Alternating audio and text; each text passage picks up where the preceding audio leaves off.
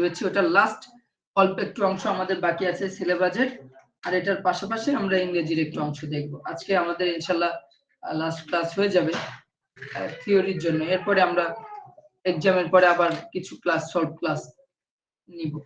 So আজকের ক্লাসে আমরা আলোচনা করব প্রিভেন্টিং জুভেনাইল ডেলিনকুয়েন্সি। সো এটা হচ্ছে যুব অপরাধ প্রতিরোধ।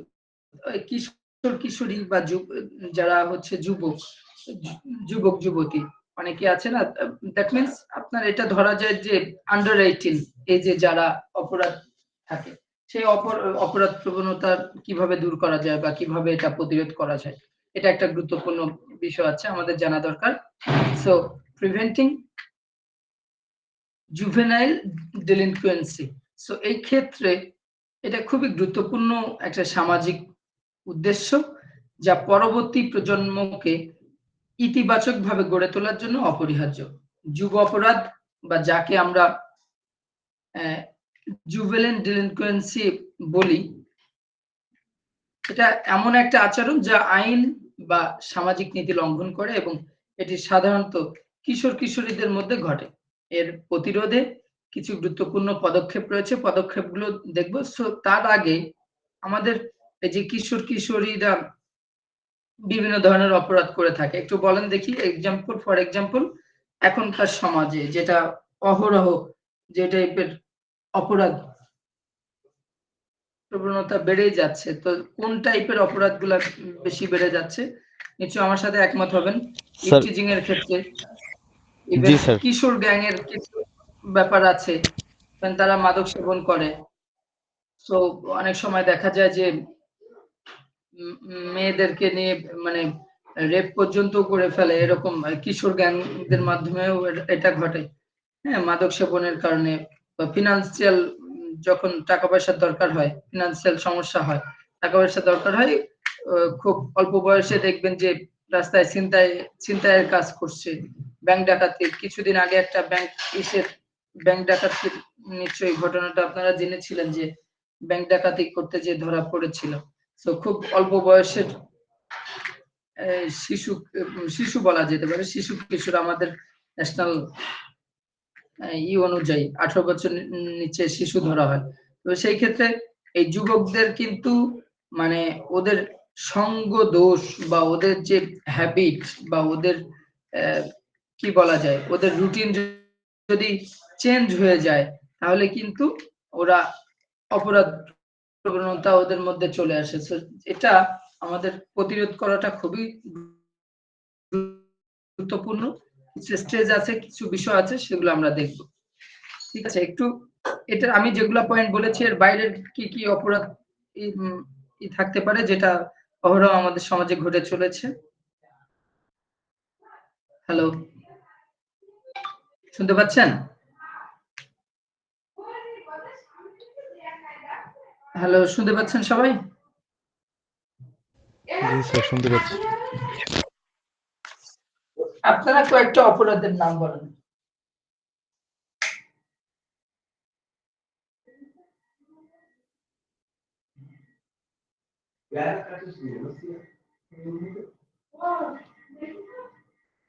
আমি যে পয়েন্টগুলো বলেছি এর বাইরে আর কোনো পয়েন্ট আছে কিনা, যে কোন টাইপের অপরাধ আমাদের সমাজে?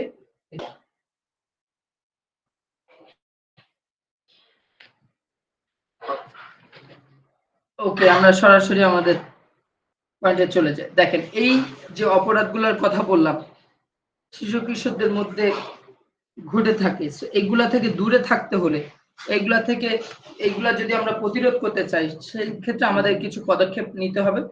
শিক্ষার গুরুত্ব বৃদ্ধি, কিশোর কিশোরীদের সঠিক শিক্ষার সুযোগ প্রদান তাদের জীবনযাত্রার মান উন্নত করতে সহায়ক। শিক্ষার মাধ্যমে তারা সঠিক মূল্যবোধ ও দক্ষতা অর্জন করতে পারে, যা অপরাধের দিকে ধাবিত হওয়ার সম্ভাবনা কমায়। সো শিক্ষা যদি প্রপার এডুকেশন যদি আমরা ইনশিওর না করতে পারি, সেই ক্ষেত্রে তারা কি করবে, অপরাধ প্রবণতা তাদের মধ্যে বেড়ে যাবে, তাদের মধ্যে ওই সেন্সটা কাজ করবে না, তাদের মধ্যে ওই ম্যাচুরিটিটা আসবে না, যে এডুকেশনের যে একটা প্রসেস, যেটা একটা মানুষের, একটা বাচ্চার একটা শিশু বা একটা কিশোরকে অলরাউন্ড ডেভেলপমেন্টের দিকে ধাবিত করে। সো এই ডেভেলপমেন্টটা আসবে না তখনই যদি সে শিক্ষিত না হয়, তার যদি শিক্ষার সুযোগ না থাকে, তো তাদেরকে সঠিকভাবে শিক্ষার সুযোগ করে দিতে হবে। তাহলেই তাদের মধ্যে কোনো রকম অপরাধ অপরাধের দিকে তারা ধাবিত হতে পারবে না। পারিবারিক সমর্থন। পারিবারিক সমর্থন কিভাবে? পরিবারের ভেতর থেকে প্রাপ্ত মানসিক সমর্থন ও সঠিক নির্দেশনা অপরাধ অপরাধ প্রবণতা কমাতে সাহায্য করতে পারে। বাবা-মা ও অভিভাবকদের উচিত সন্তানদের প্রতি মনোযোগ দেওয়া এবং তাদের জীবনের লক্ষ্য ও দৃষ্টিভঙ্গি সম্পর্কে আলোচনার সুযোগ সৃষ্টি করা। খেয়াল করেন, অনেক সময় অনেক ফ্যামিলি খেয়াল করবেন যে বাচ্চাদেরকে এমন টাইটের মধ্যে রাখে, এমন মানে রুটিনের মধ্যে রাখে যে সে কোনো দিকে মুভ করতে সুযোগ পায় না। বাট যখনই সে সুযোগ পায়, দেখবেন বন্ধু-বান্ধবের পাল্লায় পড়ে অনেক সময় অনেক মানে ভয়ংকর কাজ করে ফেলে, ভয়ংকর খারাপ কাজ করে ফেলে। সো এটা তাদেরকে বাইন্ডিং এর মধ্যে রাখাটা যেমনটা জরুরি, তাদেরকে ঠিকমতো তাদের প্রায়োরিটি দেওয়াটাও কিন্তু, তাদের সুযোগ সুবিধা দেওয়াও কিন্তু ফ্যামিলির জন্য মানে দায়িত্ব কর্তব্য। তাদের জীবনের লক্ষ্য, তাদের দৃষ্টিভঙ্গি সম্পর্কে তাদের সাথে কি করা, ডিসকাস করা। কিভাবে সামাজিক বিভিন্ন বিষয়গুলা নিয়ে তাদের সাথে খুব স্মুথলি তাদেরকে ডিল করা। যাতে করে তার মধ্যে এরকম ফিল হয়, কোন সমাজে কোন একটা খারাপ কাজ ঘটেছে, সেটা তার সাথে আলোচনা করে যে এটা খারাপ, এটা করলে এই এটার ক্ষতিকর দিকগুলো এটা। তাহলে যেটা হবে ওর মধ্যে, ওই বাচ্চাদের মধ্যে, শিশু কিশোরদের মধ্যে কি হবে? ওই ধারণাটা ওরা মানে বিল্ড করে উঠবে। ওই ধারণাটা ওরা গেঁথে থাকবে মনে, যে না এটা এই কাজটা তো আসলেই খারাপ। এখান থেকে দূরে থাকাই উচিত। এই টাইপের কাজ করা যাবে না। তো বাবা-মা অভিভাবক হিসাবে তাদের সন্তানের প্রতি মনোযোগ দেওয়াটা খুবই গুরুত্বপূর্ণ। কারণ সন্তান কোথায় যাচ্ছে, কি করছে, কি না করছে, শুধু ও বড় হয়ে গিয়েছে, ওর মতো রুম আলাদা করে দিলাম, ওকে ঠিকমতো টেক কেয়ার করলাম না, ও যেভাবে ইচ্ছা সেভাবে চললো। তাহলে কিন্তু ও পরিবারের পরিবারের দৃষ্টির বাইরে চলে যাবে। সে দেখা যাবে ওর দিকে টেক কেয়ার না করলে, ওকে যদি ঠিকমতো ডিলিংস ওর সাথে না করা যায়, তাহলে দেখা যাবে যে ও পুরা আউট অফ ট্র্যাকে চলে যাবে। সো পারিবারিক সমর্থনটা, একটা বাচ্চা বড় হতে হতে তার চাহিদা বাড়বে, এটাই স্বাভাবিক।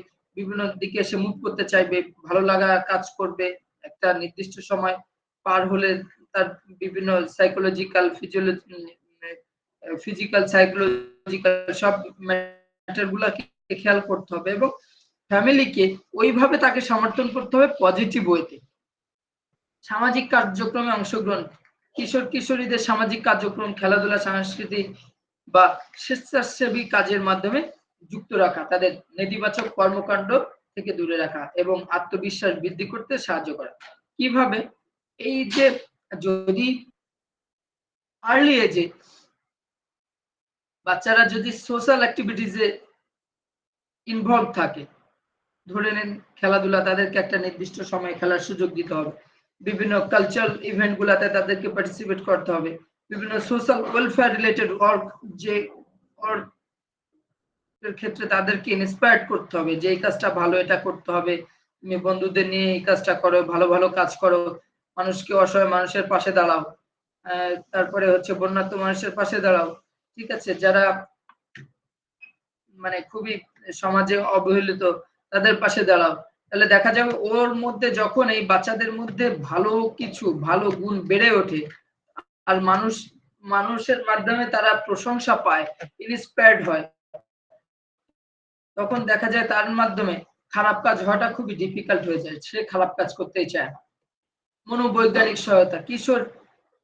কিশোরদের মধ্যে মানসিক চাপ, উদ্বেগ বা হতাশ থাকতে পারে, যা অপরাধমূলক আচরণ সৃষ্টি করতে পারে। তাদের যথাযথ কাউন্সেলিং এবং মনোবৈজ্ঞানিক সহায়তা প্রদান অপরাধ প্রতিরোধে সহায়ক। যেমন অনেক সময় দেখা যায় এক বন্ধু আরেক বন্ধুর সাথে কোনো একটা ইস্যু নিয়ে, এক বন্ধু খুবই হতাশ, তার উপর উদ্বেগ কাজ করে, তার উপর রাগ কাজ করে, মেন্টাল প্রেশারের কারণে সে তাকে অনেক সময় দেখবেন যে কিশোর অনেক সময় এই এজে মানুষকে মেরে ফেলে। তো এটা কারণ কি? এটা তার ওই এজটা আসলে সমস্যা। ওই এজে সে মানসিক চাপটা কন্ট্রোল করতে পারে নাই। বিধায় এরকম। সো যদি এরকম কারোর মধ্যে এরকম লক্ষণ থাকে যে খুব অল্পতে রেগে যায়, হতাশ হয়ে যায়, খুবই টেনশন ফিল করে, মেন্টাল প্রেশারে চলে যায়, এই টাইপের বাচ্চাদের কি করতে হবে? তাদের সমস্যাগুলো শুনতে হবে এবং সেটা তাদেরকে সাইকোলজিস্টের সহায়তা নিতে হবে। মনোবিজ্ঞানী যারা, তাদের সহায়তা নিয়ে তাদেরকে কাউন্সেলিং করতে হবে, যাতে করে তাদের মাধ্যমে আর অপরাধ প্রবণতা না আসে। তো এই ব্যাপারগুলা খুবই ইম্পর্টেন্ট। সঠিক আইন ও নীতি, কিশোর অপরাধের প্রতিরোধে সঠিক আইন ও নীতি প্রণয়ন অত্যন্ত জরুরি।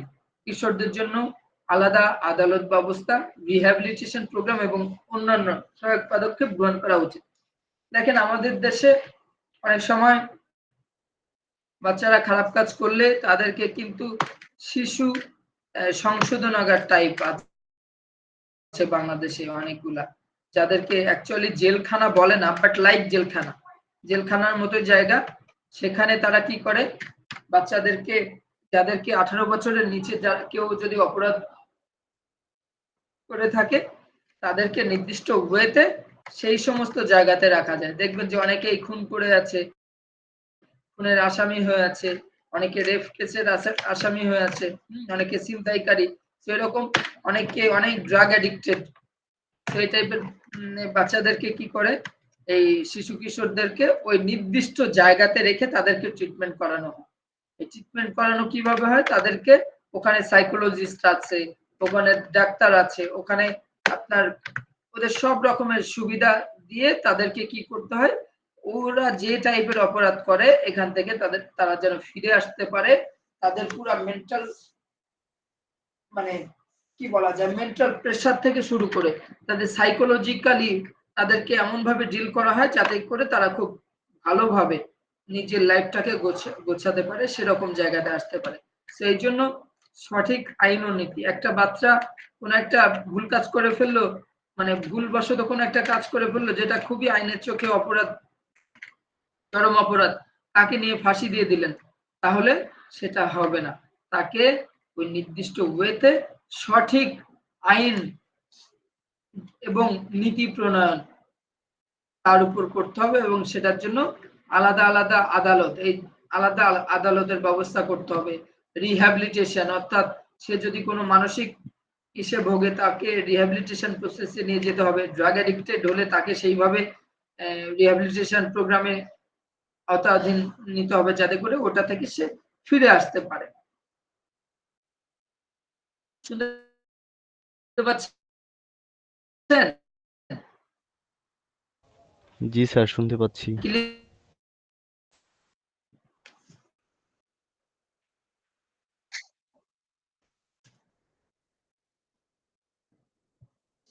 ওকে। কমিউনিটি সচেতনতা, স্থানীয় কমিউনিটিতে সচেতনতা সৃষ্টি করে কিশোরদের মধ্যে অপরাধমূলক কার্যকলাপের বিরুদ্ধে সামাজিক প্রতিবন্ধকতা তৈরি করা যেতে পারে। সমাজের বিভিন্ন স্তরের ব্যক্তিরা একযোগে কাজ করলে এটি কার্যকরী হতে পারে।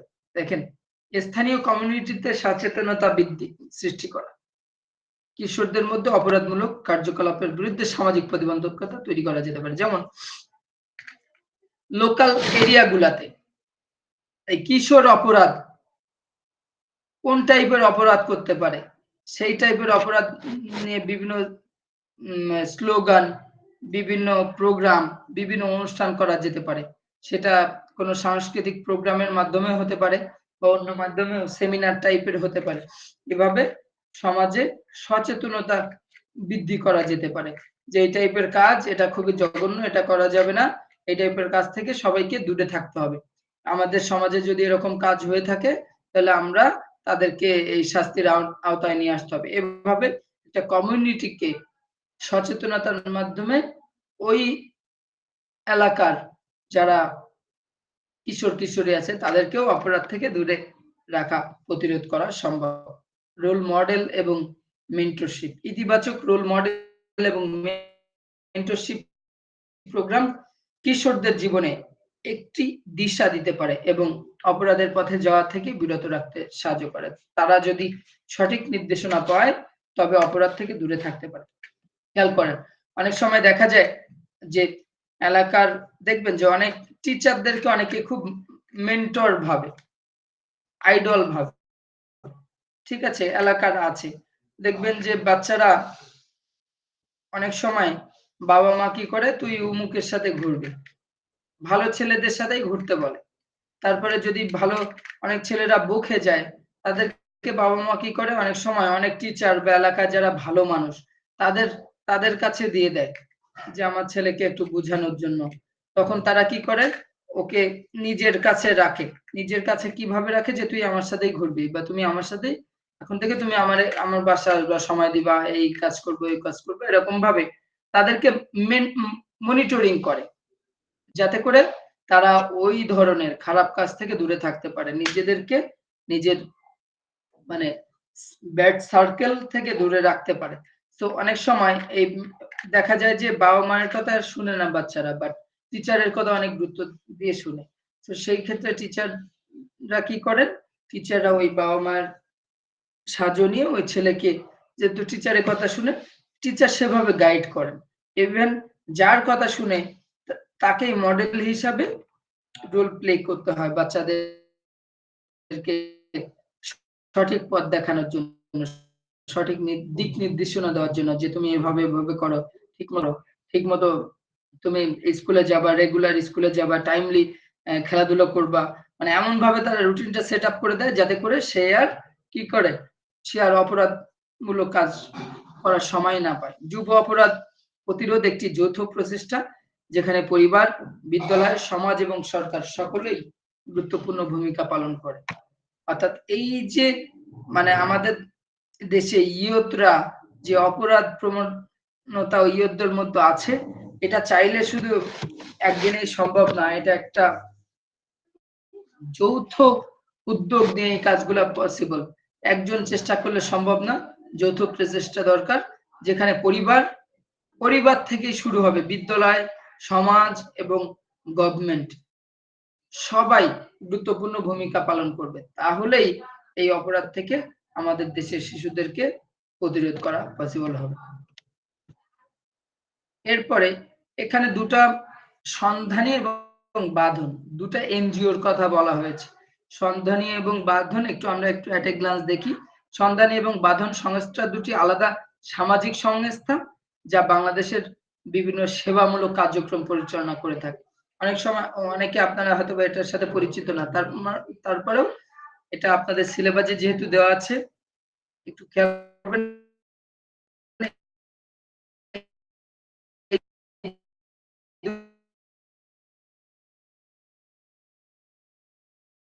সামাজিক এই সংস্থাটি বিশেষ করে শিক্ষার প্রচার, স্বাস্থ্যসেবা এবং সমাজে সচেতনতা সৃষ্টি করার কাজে নিয়োজিত থাকে। এটার প্রধান কার্যক্রম কি? সন্ধানী সংস্থা সাধারণত অনাথ শিশুদের সাহায্য, গরিব মানুষের জন্য স্বাস্থ্যসেবা এবং শিক্ষার জন্য কার্যক্রম পরিচালনা করে থাকে। সন্ধানী যে এনজিও, এটার কাজ কি বুঝতে পেরেছেন? হ্যালো, শুনতে পাচ্ছেন? জি হ্যালো, স্যার, শুনতে পাচ্ছি। শুনতে পাচ্ছেন? জি স্যার।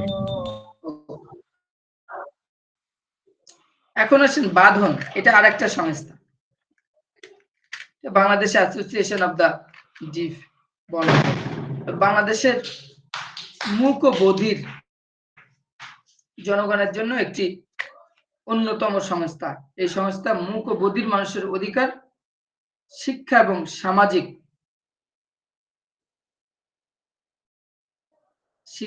সামাজিক উন্নয়ন নিয়ে কাজ করে থাকে। প্রধান কার্যক্রম কি? এখানে অনেকে কোশ্চেন হতে পারে যে মানে কি বলেন তো? হ্যালো, বধির শব্দের অর্থ কি?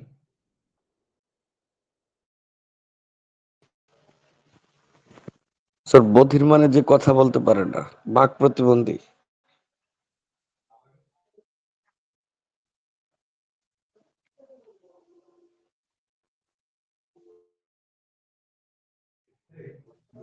ব্যাপার হচ্ছে যারা কথা বলতে পারে না, যাদের কথা বলার ক্ষমতা নেই, এই ব্যক্তিকে, সাধারণত এই টাইপের ব্যক্তিকে বধির মুখ বলা হয়। অর্থাৎ যাদের শ্রবণ শক্তি স্যার এবং বাক শক্তির বধির তো অক্ষমতা রয়েছে। স্যার বধির যারা সম্ভবত কালা, কানে কম শোনে বা কানে শোনে না। কানে শোনে না, এক্স্যাক্টলি। এটা হচ্ছে শ্রবণ শক্তি, বুঝতে পেরেছেন? যাদের শ্রবণ, দেখবেন যাদের বাই নেচার যারা কানে শুনে না, তাদের দেখবেন যে বাক শক্তিরও সমস্যা থাকে। যারা কথা বলতে পারে না, তারা দেখবেন ঠিক মতো কানেও শুনতে পায়। এরকম আছে কিনা খেয়াল করেছেন? স্যার তো বুঝতে পারিনি, নরমালি আরেকবার বলেন। বলছি, এলাকায় এমন কোন মানুষ দেখেছেন যিনি কথা বলতে পারেন না, at the same time উনি কি করেন, ও যারা কথা বলতে পারে না বাই নেচার জন্ম থেকে, তারা দেখবেন কানেও কম শুনে, কানে শুনেই না, মানে কম শুনে। স্যার কানে শ্রবণ শুনলে কথা শক্তিতেও বলতে সমস্যা। না পারলে তো অনেক সমস্যা, মারা যাইতে পারে। ওরা কি করে, কানে শুনে না, কোনটা ওরা ইশারায় কথা বলে, বুঝতে পেরেছেন? ইশারায় কথা বলে। এই টাইপের প্রতিবন্ধকতা যাদের মধ্যে থাকে, যাদের এই দুটাতেই সমস্যা, শ্রবণ এবং বাক শক্তি দুটাতেই অক্ষমতা রয়েছে, তাদেরকে মূলত বধির মুখ, একসাথে টার্মটা বলা হয় বধির মুখ। এই জন্য এখানে দুটা আলাদা করে দেওয়া হয়েছে, মুখ ও বধির। মুখ বলতে বোঝাচ্ছে যাদের বাক শক্তি অক্ষমতা রয়েছে, অর্থাৎ যাদেরকে কি বলা যায়, যে আমরা যাদেরকে বোবা টাইপের বলি না, এরকম অনেকের আঞ্চলিক ভাষা আমাদের দিকে বলা হয় বোবা, অর্থাৎ কথা বলতে পারে না। আর যারা বধির, বধির শব্দের অর্থ কালা, কানে শুনে না বা কানে কম শোনে, বুঝতে পেরেছেন? এই টাইপের মানুষের অধিকার নিয়ে এই বাদন সংস্থা কাজ করে থাকে। বাদন সংস্থা প্রতিবন্ধী ব্যক্তিদের জন্য বিশেষ সেবা প্রদান করে। এই যে সমস্যার কথা বলছিলাম, এটা নরমালি প্রতিবন্ধী মানুষের ক্ষেত্রে হয়। তো তাদেরকে বিশেষ সেবা প্রদান করে, তাদের অধিকার রক্ষা এবং সমাজে তাদের সমান অধিকার প্রতিষ্ঠার জন্য সচেতনতা সৃষ্টি করে। এছাড়াও বাঁধন নানা কর্মশালা, ট্রেনিং এবং সামাজিক কার্যক্রম আয়োজন করে থাকে।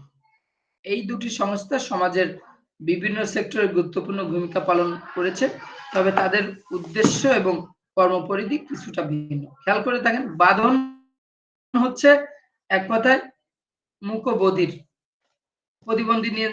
প্রতিবন্ধীদের নিয়ে কাজ করে থাকে। আর সন্ধানী কি, সামাজিক বিভিন্ন সমস্যা মানুষের সাহায্যার্থে কাজ করে, শিক্ষার প্রচার, স্বাস্থ্যসেবা, সমাজের সচেতনতা সৃষ্টি করার কাজে তারা নিয়োজিত থাকে। আশা করি সবাই বুঝতে পেরেছেন। এখন আমরা আর একটা অংশে যাই। আপনাদের অ্যাসাইনমেন্ট দেওয়ার কথা আছে দুটা। আপনারা অ্যাসাইনমেন্টের ওই নোটিশটা দেখেছেন? আপনাদের যে ইসের ইনকোর্স এক্সামের যে ইটা আছে, ওটা কি আপনারা দেখেছেন? ইনকোর্স এক্সামের রুটিনটা খেয়াল করেছেন? জি স্যার, হ্যালো, নিচে দুইটা আলাদা আছে। নিচে দুইটা আলাদা করে দেওয়া আছে, যে একটা ইংলিশের আর একটা হচ্ছে ট্র্যাডিশনাল কান্ট্রি গেমস।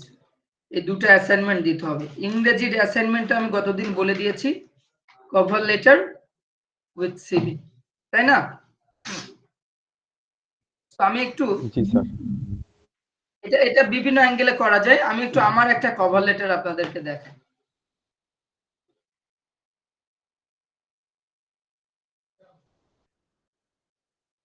দেখেন, এটা 5 সেপ্টেম্বর 2024 এই তারিখে লেখা।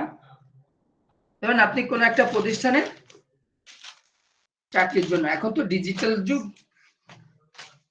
এখন আমরা নরমালি হাতে লেখা অ্যাপ্লিকেশন চাই না বললেই চলে।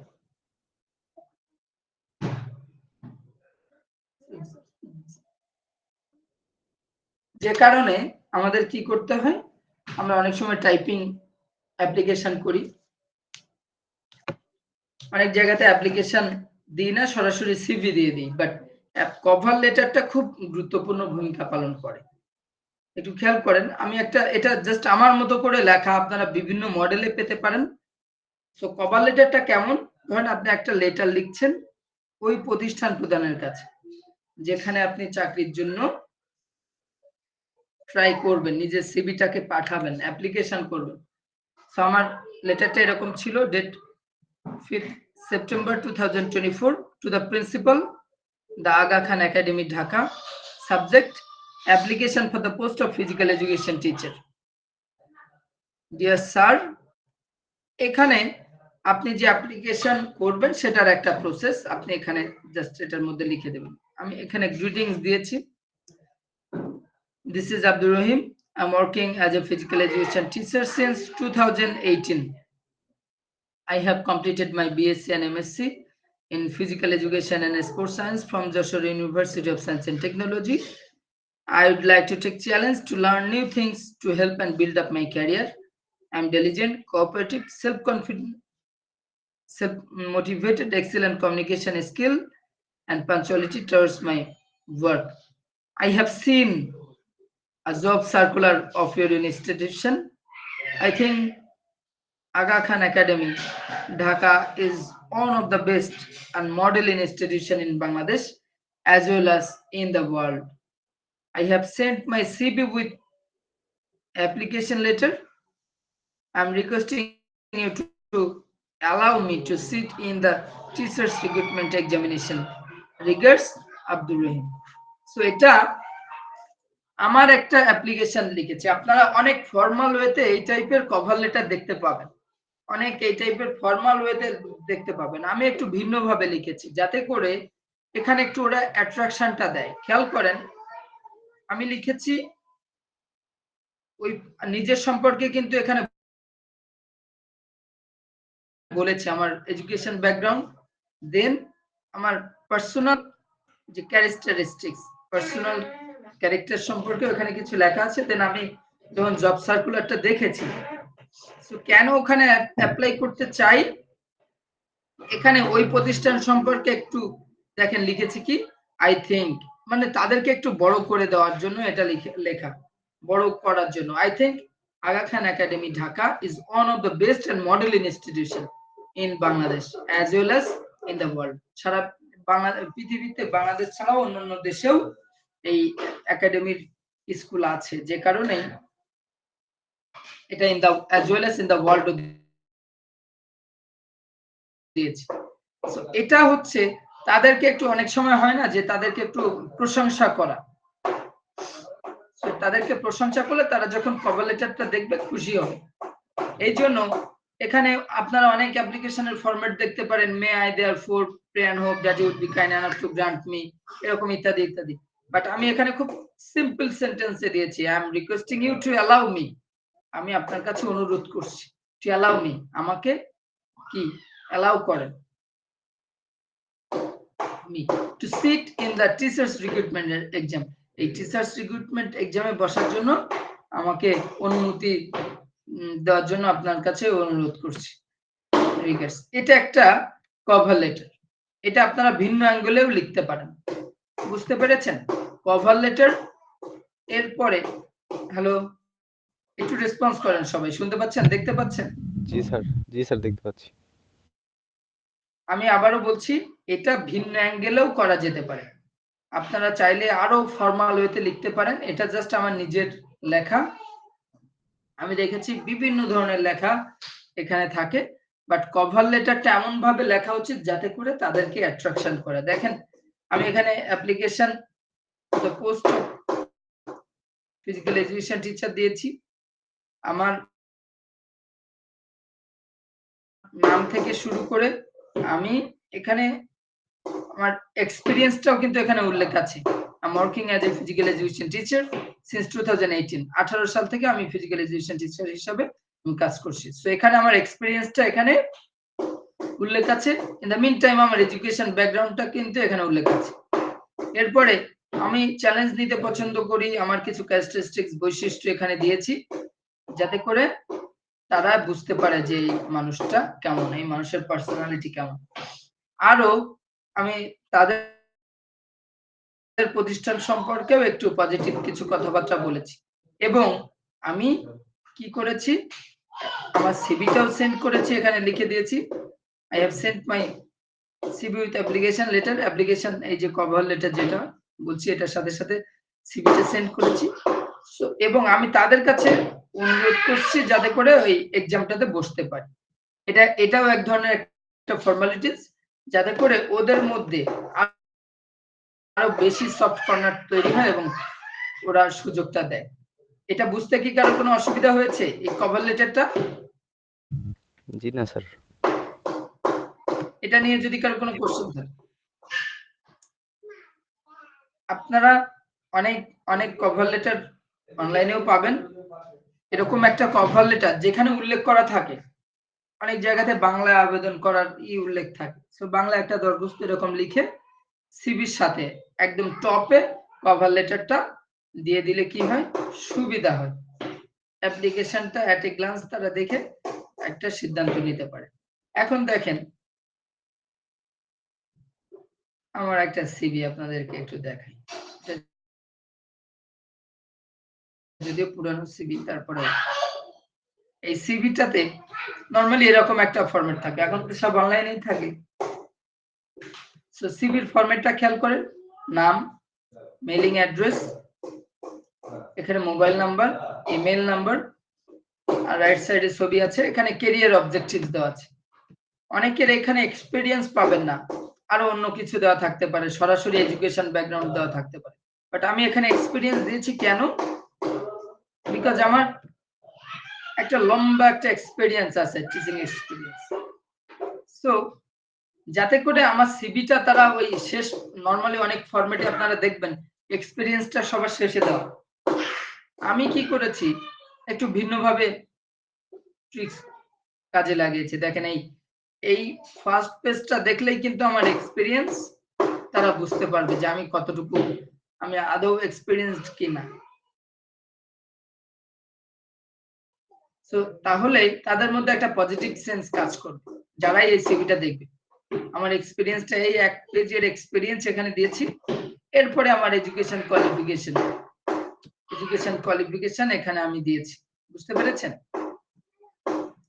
সো এডুকেশন নরমালি যদি আপনারা লিখেন, কাগজে লিখেন, পরীক্ষার খাতায় কোনো সময় এডুকেশন কোয়ালিফিকেশন লিখতে হবে ল্যাঙ্গুয়েজ প্রফিসিয়েন্সি, ভাষাগত দক্ষতা কিছু থাকে সেটা, কেন হবি এন্ড অ্যাক্টিভিটিস না পরীক্ষার খাতায় না লিখলেও চলে, এক্সট্রা কারিকুলার অ্যাক্টিভিটিস, শুধু পয়েন্টগুলো একটু খেয়াল করেন।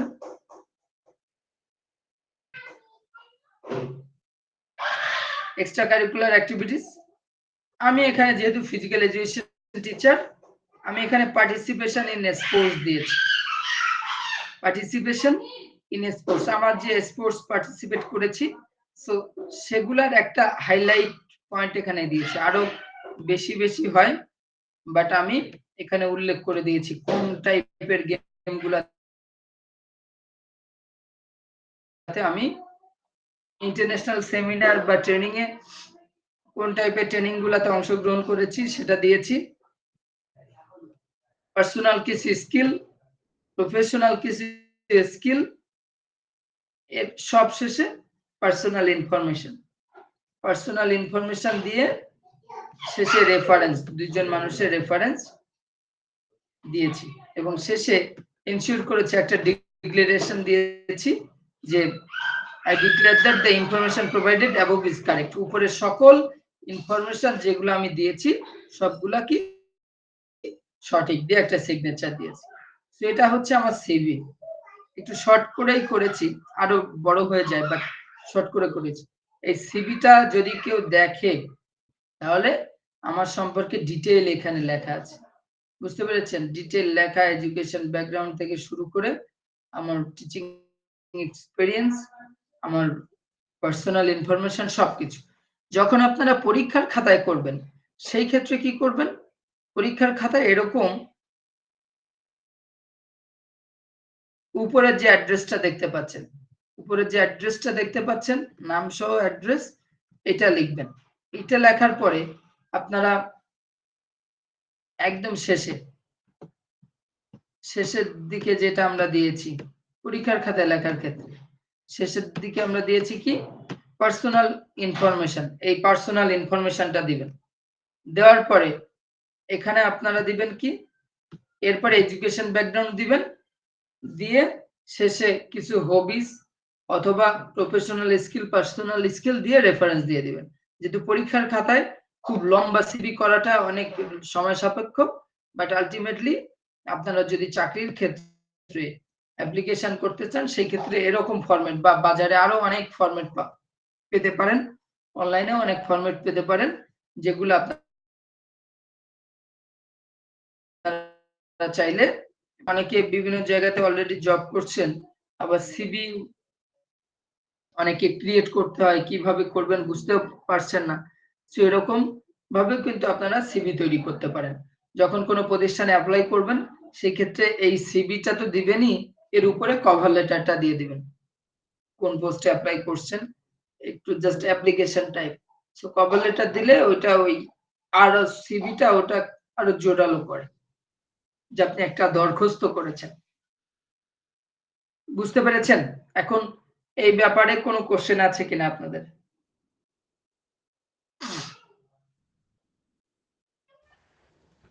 স্যার হ্যালো, আপনার সিভিটা দিলে আমরা একটু দেখতাম। জি স্যার। আচ্ছা ঠিক আছে, আপনাদের গ্রুপে কি দিয়ে দিব? জি স্যার, দিতে পারেন। ওকে ঠিক আছে, আমি গ্রুপে একটা ডেমো দিয়ে দেব। ঠিক আছে, জি স্যার। গ্রুপে দিয়ে দিব। যদি আপনারা কভার লেটারও চান, কভার লেটারটা নরমাল একটা অ্যাপ্লিকেশন লেটার। অনেক সময় কভার লেটারে কি করতে হয়, যদি আপনারা কোথা থেকে জব সার্কুলারটা দেখেছেন, অর্থাৎ যদি পেপার ফ্লাচিং থাকে, কোন পত্রিকার মাধ্যমে জেনেছেন, সেটাও চাইলে উল্লেখ করে দিতে পারেন যে আমি অমুক পত্রিকার মাধ্যমে জানতে পেরেছি যে আপনার প্রতিষ্ঠানে এরকম টিচার নিয়োগ, ফিজিক্যাল এডুকেশন টিচার দরকার।